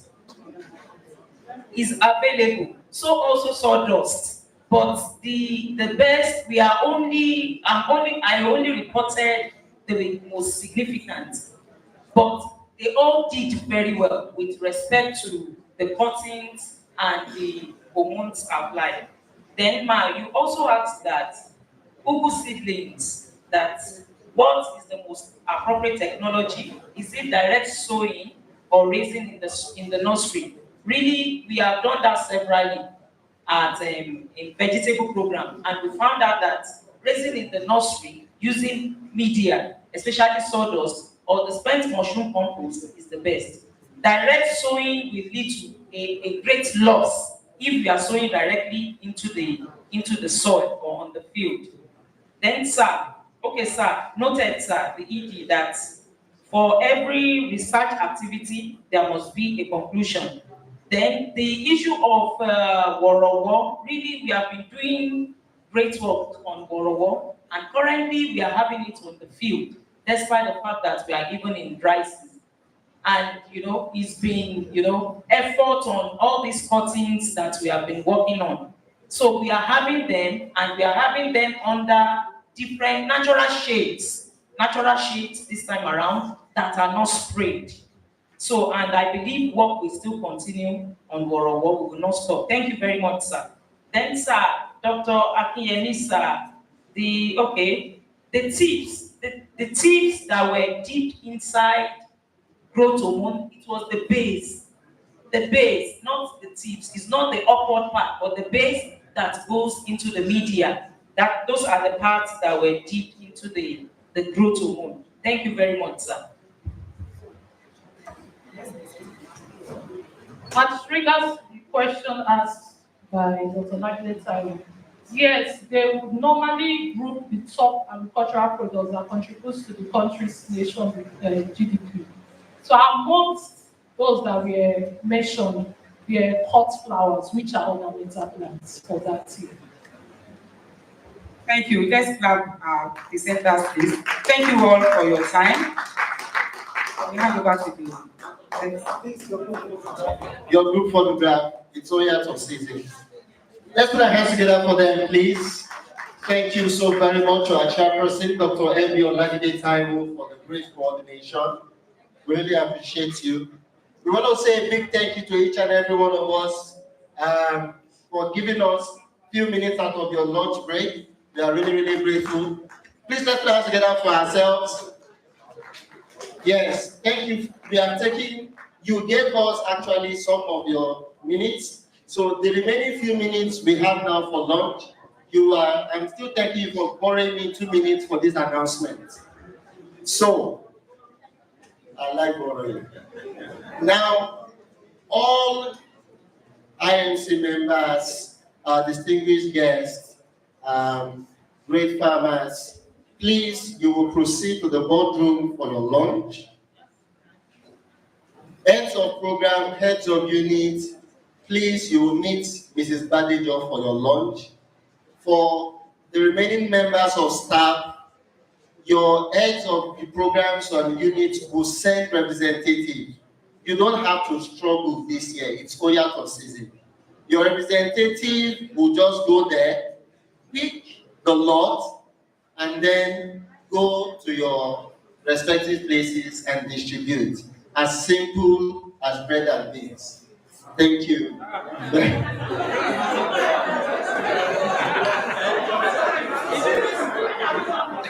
Now, we will come back at 3:30. Please put your hands together for the eating.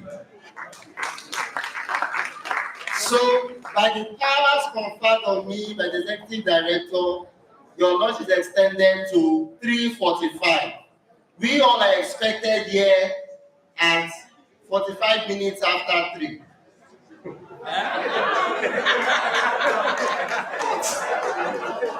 Okay, 3:45. That's better. So please, let's put our hands together as we all rise for the dignitaries to please take their leave first. So there's no need for anybody to rush down there. Units and programs, let your representatives go and collect. Thank you very much, sir.